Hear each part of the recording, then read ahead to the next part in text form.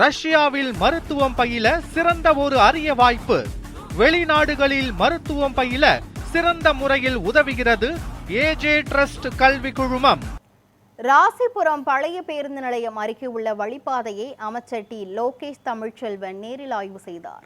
நாமக்கல் மாவட்டம் ராசிபுரத்தில் போக்குவரத்து நெரிசல் குறித்து தொடர்ந்து புகார்கள் எழுந்ததை தொடர்ந்து வணிக வரித்துறை மற்றும் பத்திரப்பதிவுத்துறை அமைச்சர் டி. லோகேஷ் தமிழ்ச்செல்வன் பழைய பேருந்து நிலையம் அருகே ஆய்வு மேற்கொண்டார். காவல்துறை, பொதுமக்கள் மற்றும் ஆட்டோ ஓட்டுநர்களுடன் ஆலோசனை நடத்திய அமைச்சர் நெரிசலை குறைக்கும் வகையில் அனைத்து பேருந்துகள் மற்றும் கனரக வாகனங்கள் சிவானந்தா சாலை வழியாக புதிய பேருந்து நிலையத்தை அடைய நடவடிக்கை எடுக்கப்படும் என்று தெரிவித்தார்.